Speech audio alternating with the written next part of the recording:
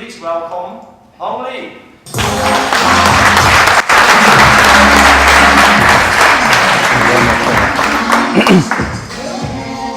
Well, thank you very much, Renee. And I just want to start by saying what a massive honor it is for me to be here on stage, kicking off the inaugural OnRecruit DiRect Conference. Since I first had a gin and tonic with Renee a couple of years ago, I've been monitoring the progress of this company, and it's been such a pleasure to see the growth and success of the business, and now getting to the point where hopefully Direct will be a landmark series of events for at least the Dutch community and beyond. So Renee asked me to talk about recruitment technology and how it impacts the world of work. And I think one of the ways in which you could think about impact is through time. Specifically, what does technology do to our time? Where do we spend it?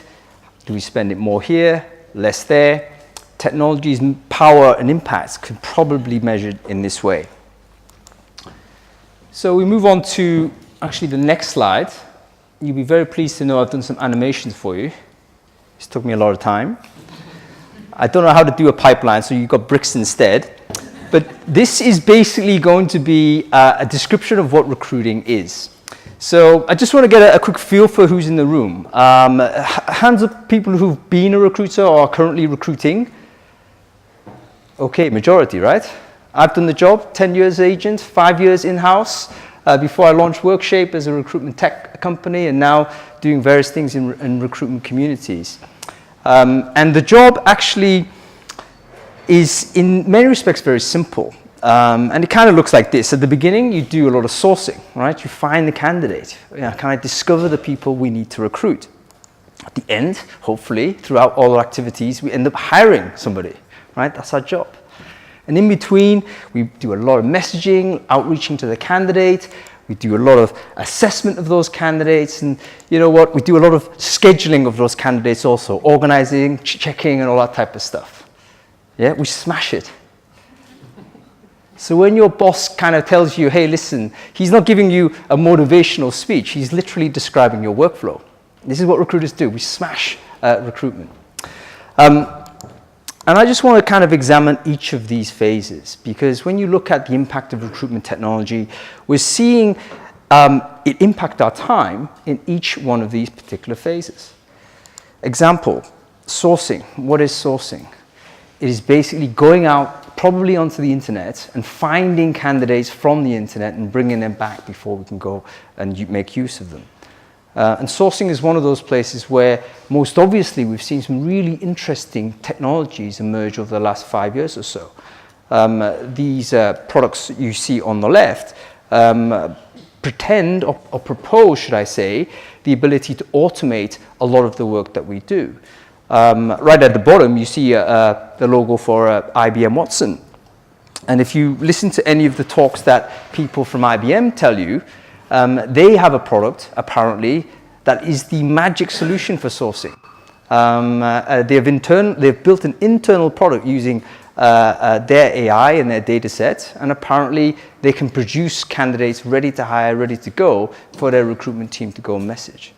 So sourcing, one of the big activities that we think of ourselves in recruiting in IBM, apparently they don't do it anymore. They will productize this tool and they will push it out to the market, I think, in 2019. So watch out for it. Messaging. I think this has been kind of one of the key problem areas of recruitment over the last 18 months or so. The problem is moving from finding candidates to actually getting them to listen to our message, because you know what? They've stopped paying attention. So suddenly we have the burst of these tools coming out that helps us write better messages. How can we write better email? How can we figure out when to send that email? How can we be more consistent with follow-up? The products here on the left are what I call augmented messaging technologies, tools that are going to help you do this better, apparently. And of course, assessment. I think we've got to the point now where we sort of accept that the traditional ways in which we understand someone is good for the job is no longer a reliable way to understand whether they will perform well in it. The CV, the interview, the whiteboard test, whatever it is it doesn't seem to produce consistent series of results for us, for our businesses. And so we have a whole suite of technologies which helps us do that, including some great Dutch companies actually. Harvard, I think they do video interviewing, they do facial recognition. Some of you might know Harvard. We have game-based assessments like Arctic Shores. We have all kinds of technology solutions that help you test for competencies. So again, assessment, one big part of what recruiters used to do. Maybe we will do less of that in the future. And scheduling, one of my big bugbears, and also Bill Bowman's bugbear. You know, a lot of time in recruitment is spent doing the logistics of recruitment. Have you got 5 minutes to talk? Can you see this candidate? Can you give me some feedback on why you rejected that person? All of that chasing of people is going to be automated with technologies. And you've seen a lot of these tools emerge. It starts off with collaborative calendars where someone can select the time to book an event. And now these have become automated agents actually, which will proactively identify the gaps in calendars and be able to slot those things in. So again, think about the amount of time you spend chasing people and what happens if that time goes away. And hiring, I must be honest, I haven't found any technology that will replace this part of what we do.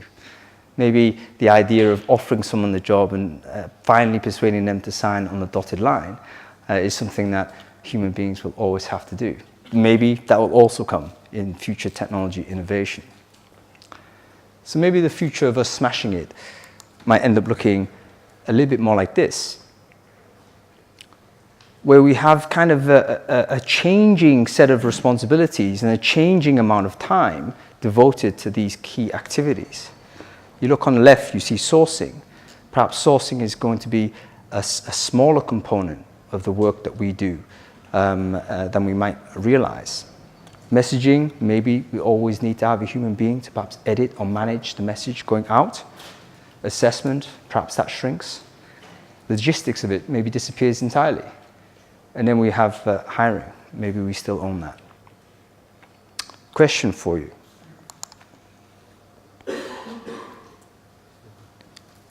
That's not a rhetorical question. I'm looking for answers because I don't have the answers, right? Anybody want to shout out, what are we going to do with the extra time technology has provided us? Make human connection. Yep, human connections. What else? Bill. Shift the funnel. Okay. People to the bottom of the funnel. Can you explain that? In my presentation, 80% of the time is spent on attraction. Mm-hmm. And actually 20% on recruiting when you make Yep. Yep, absolutely. Before the funnel, yep. Yeah, but the reality is, if we can shift the time from the top of the funnel through automation Yep. to the bottom of the funnel, you can personalise every relationship. Yep. Which is what the current market's asking. Absolutely. So you get richer. I'll do that in about an hour. Yep, no worries. I'll be absolutely paying attention to that. Anybody else? No? Maybe spend more time and attention to retaining the people you hire. Retention, absolutely. So maybe even after the funnel, right? So essentially, what are we going to do with the extra time, I think is a very important question for us to ask ourselves in this industry. Because it seems to me we've got kind of a significant left or right decision to make here. If all of these technologies are reducing the amount of time we spend on doing these individual actions, we might be able to say, okay, what I will do as a recruiter is simply take on more requirements. Where before I take 20 requirements at a time, maybe now I can take 50 requirements. Or you say, you know what, 20 requirements is right. Maybe I just simply have to expand my job to add value at a higher and more significant level to the business. I lied to Rene actually, because I told him I designed this talk specifically for this event. But now I recall I've given this talk once before. And the next slide was basically the responses I got from the same question I asked. Like, what are you going to do with the extra time? And this is the sort of stuff that audience came up with. You'll be a storyteller. So maybe this aligns with Bill's view of being able to promote the brand ahead of the funnel. So in other words, you're talking to people, not thinking about converting them immediately. You're simply promoting them, promoting the organization, and creating a future opportunity to convert them. You're a community person. I think similar to what OnRecruit are doing here, actually. You're becoming a contributor to the ecosystem rather than individually trying to headhunt and transact. Audience building, again, I think this is similar to what you guys are doing right here. We care about candidate experience, don't we? Huge problem in recruitment that kind of damages all of the companies and stakeholders in the business we're in. Perhaps we can take a little bit more care as to how we treat the candidate. And of course, we can go through all of these things, training the technology, the toolkit, and so on. But going on to our smash model, I think what happens is we will definitely spend more time ahead of the smash. Before you attract, before you source, should I say, you'll be spending a bigger component of the job. It expands horizontally. And on to the gentleman who mentioned on the retention side, I think absolutely you'll be spending more time after you place and have a more seamless connection with the people that you manage. Now notice on the left, essentially, this traditionally would be dominated by marketing. And there's probably going to be some sort of conversation we might have with marketing at some point to say, okay, where does your job end and where does mine begin? Or does there need to be this line at all? And on the right is traditionally the domain of HR. So this again is where we probably will end up having some sort of conversation, friendly or not, as to where the line and our responsibilities begin or end. I think this is Bill's idea. Not only will the job expand horizontally in scope, it also needs to increase vertically in terms of our relationship with these key functions that we have. Instead of just being the operator, which is what we are now, doing the delivery and execution of the sourcing, the messaging, the assessment, the logistics, and the hiring, we also need to look after the toolkit and supervise and train the tools, both above and below kind of this bar. If you look at a lot of the technology tools that we talked about, or at least I introduced very briefly there, all of them will have components which are dynamic. In other words, the tool should get better the more you use it. This is the essence of machine learning, the essence really of the AI, at least as far as we can use it right now. And so our role will probably be to choose the tools and make the tools better, not just to use the tools. We have to train it. So, question 2, how do we get there? How do we get to the point where we expand the job for vertically and horizontally? Because one of the things that is true in recruitment, I think, is that we are deeply skilled in certain activities. I remember being a recruiter in the agency side, and I realized I was really good at 2 or 3 things. And those 2 or 3 things were enough for me to be a successful agency guy or a successful in-house person. But what I didn't have was a particularly broad sweep of skills. I didn't know anything about marketing.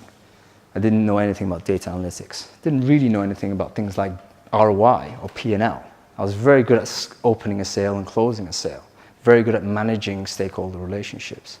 But the skill set I had then, I don't think is the skill set we're going to need in the near future. So how do we get there? I think the first question you need to have if you're working internally for a company or working agency side in some way is to ask the question about the maturation of your business. So in other words, how mature is your company both in terms of the existence of the business and the recruitment function within it? Because I think that will determine how fast you can go when you're looking to diversify your skills. If it's a very new business, a very immature recruiting function, I think that gives you probably more scope and opportunity to experiment with expanding the role a little bit more aggressively. If the business is very mature, it's an older company, it already has particular functions doing various things, then I think you'll probably have to be a little bit more political in understanding what you need to do. But be aware, if we sit in the hole that we're in now, that hole is going to shrink because we need to think about what we're going to do with the extra time. Third thing to think about is something called ONA, Organizational Network Analytics. Has anyone heard of this particular term?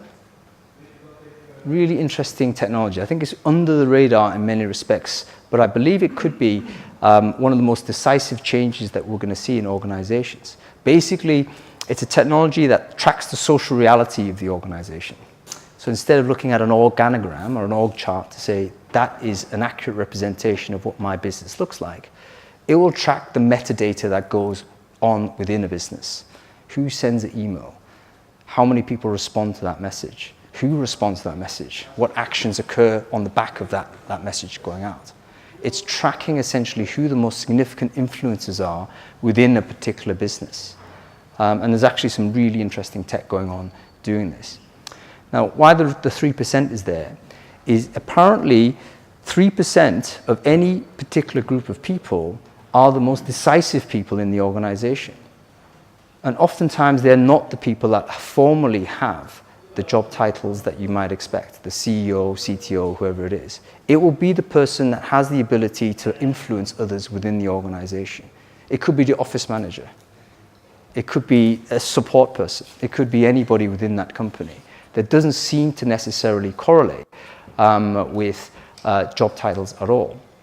The reason why I suggest you think of this is that if you are trying to change the role of recruiting in your business, have a think about who you need to talk to. Who are the 3%ers within your company? They're the people essentially you need to have close relationships and interactions with, because they can help you change it. How can you become a 3%er if you're not already one of those? We desperately need to diversify our skills, I think. And this is a very difficult thing to do, because I know that recruitment is traditionally a heavily targeted, KPI'd role, whether you're agency side or in-house. You know, we're given headcounts, we're given conversion rates, we're given often compensation based on those things. So this is why I think it's very difficult for us to escape from doing these activities that we've traditionally done, because none of these outside activities, extracurricular ones if you like, directly map on to the targets or KPIs that we're given. But I would urge you to try and think about that, because if the technology that's coming in and being rapidly adopted across the industry is shrinking the amount of time we have, then I think the only option is to absorb more requirements. You can be my guest if you want to do that, or our job actually shrinks. And people talk about how resilient recruitment might be. Well, if we don't expand and diversify our skill set, I don't think it's particularly resilient at all. Rene, very complimentary about building audience, but I do this quite deliberately. I don't do it because I'm a natural at it. I do it because I think it's important for my own job and market security. I found that if you can build an audience that pays attention to what you might say, it just simply turns out you get more opportunities. And recruiters, I think, have spent a lot of time interacting with the internet in a particular way. We think of it as just a database from which we can draw information. Yeah, we scrape for leads, we pull candidate data, we do all of these things, we just scrape it. We don't think we can ever influence the internet.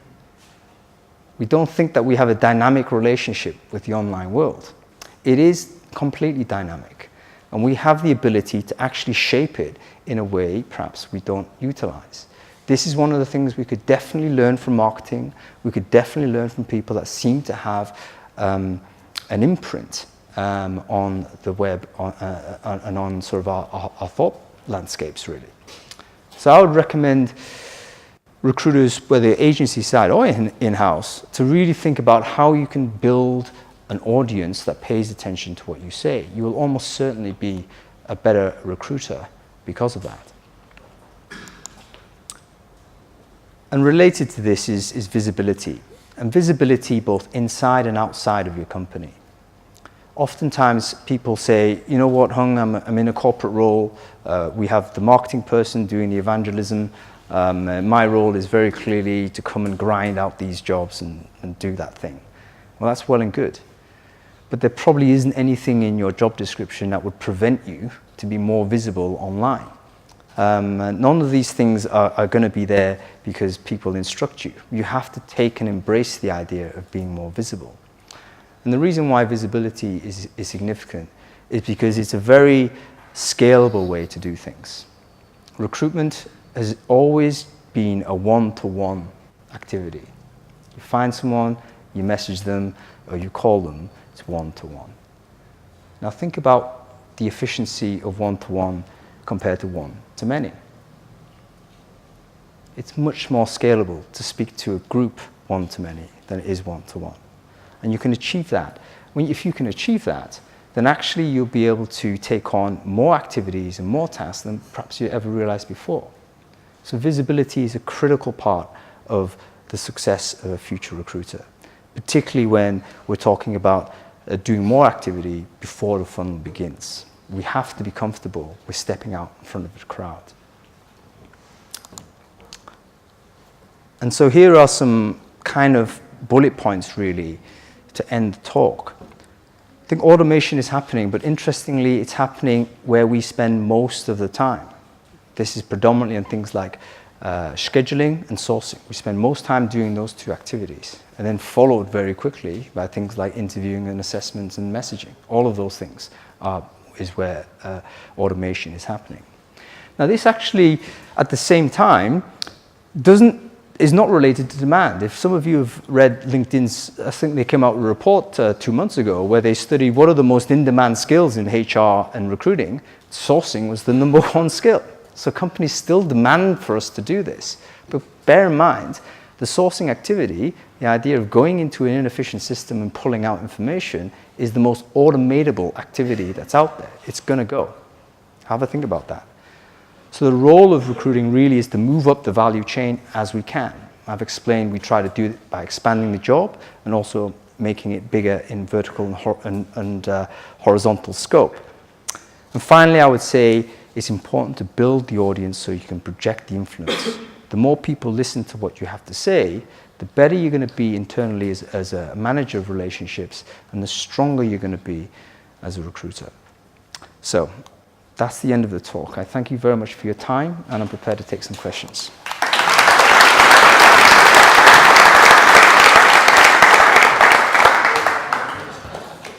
Thank you so much, Hank. That was great. So, who has been posting questions? I see one there. See one there. All right. So let's see what questions we have. Hank, can you see the screen? Is there one that you particularly like to pick? You choose. All right. Looking at all the different tools, how mature do you think these tools are? How long do you think it will be until they are a commodity? I think you can look at it case by case, but always tool adoption is going to be based on the things that's simplest for the companies to understand. Mm-hmm. So I think sourcing is something that is super attractive to businesses, simply because it promises the ability to generate these results really quickly. Right. Now, because those results will take some time to map to outcomes, mm-hmm. because sourcing someone is not the same as recruiting them. I still think that means the adoption will be faster there. Right. Because, hey, I've got these CVs, I've done no work for it.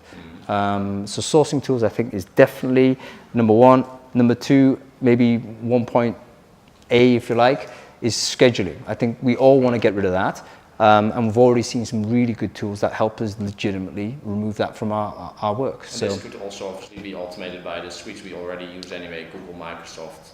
They're working on it. Right now, it seems to be independent businesses that are doing it. Right. They're getting some good investments. For Good Time, for instance, I think they call it Good Time, rather strange thing, but they are an automated scheduler, right?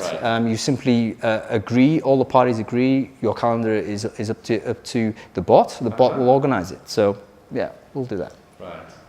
How do you determine organizational maturity? That's a judgment call.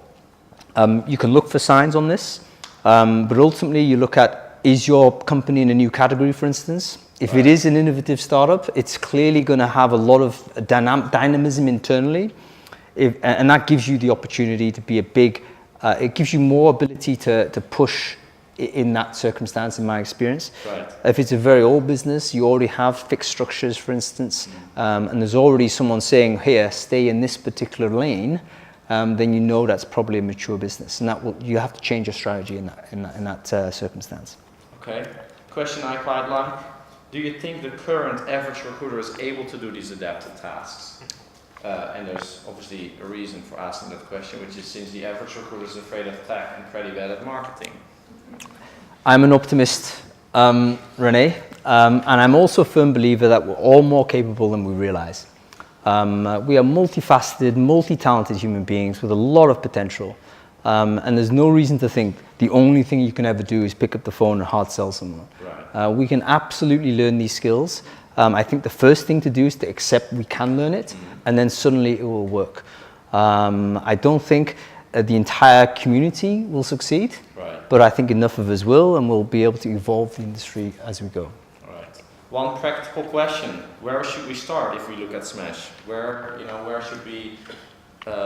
Which tools should we start adopting in which stage?